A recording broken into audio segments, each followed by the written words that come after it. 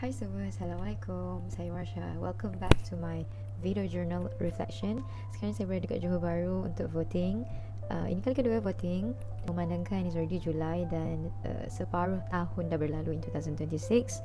Sebenarnya lah minggu ni there's a lot of things going on, a lot of decision yang I buat out of my sanity. Ada juga decision yang saya carefully thoughts through and banyak ponder upon. Melalui tahun ni banyak benda yang saya rasa uneasy, yang tak selesa, yang semua benda tak kena. Rasa banyak sangat salahkan diri sendiri, self blame, sana sini guilt, and that uneasy feeling lah I carry forward until now.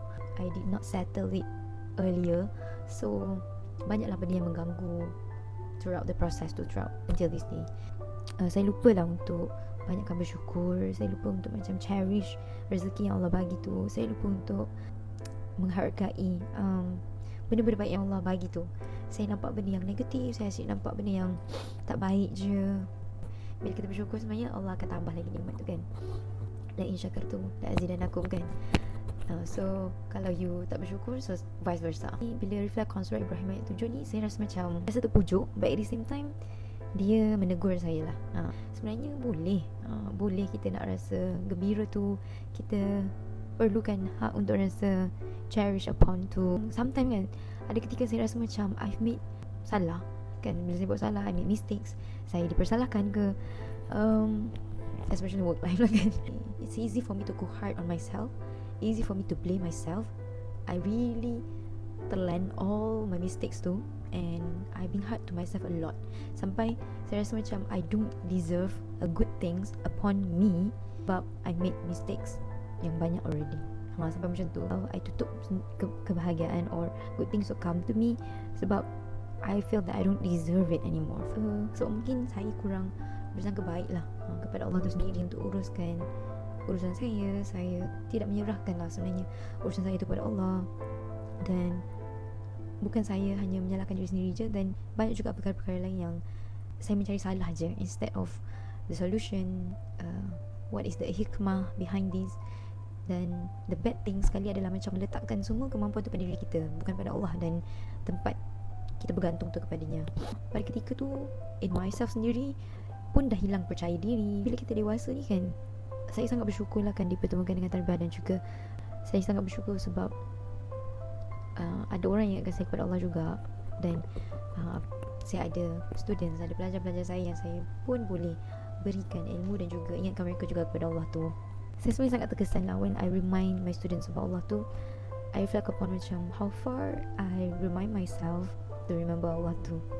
Why I'm saying it, because I also need that at that moment.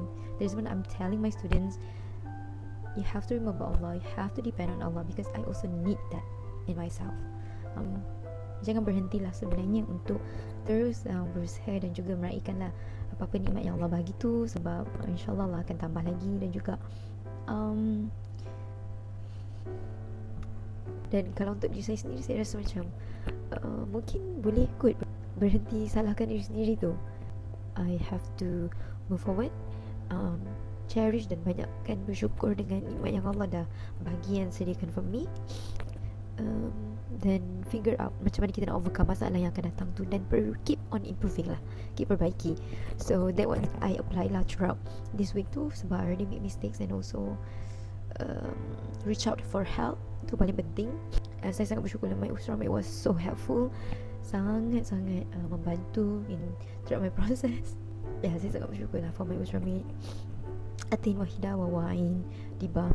They're always here and so supportive throughout this painful journey. And okay, jadi macam saya patut bersyukur lah, mencari ruang-ruang untuk bersyukur sekecil-kecil perkara yang Allah berikan tu, nikmat-nikmat yang Allah already provide for me tu, supaya kita rasa cukup dan tak lagi put all the blame on ourselves. Okay, boleh ikut tukar subtopik. So after this, what I'm expecting is many more goodbyes kot. Is it a good thing or bad thing? Ada pros and cons lah. Nantikan je lah apa akan jadi. Tapi I think there's there's a good vibes happening dalam masa yang terdekat. Just nak remind you, and for myself juga, untuk always bersangka baik dengan Allah. Dan it's okay to cherish a little achievement, to lift up yourself, dan bersyukur dengan apa yang Allah bagi tu. Sebab for sure He will add more. Kalau kita kufur, confirm azab Allah tu pun ada disediakan. All good for my reflection. Rasa macam tak boleh nak pergi sangat dengan video journal ni. I really enjoy doing this video. I also have a video before this to reflect upon my students' parent-teacher meeting. So yeah, till next time. Bye bye. Assalamualaikum.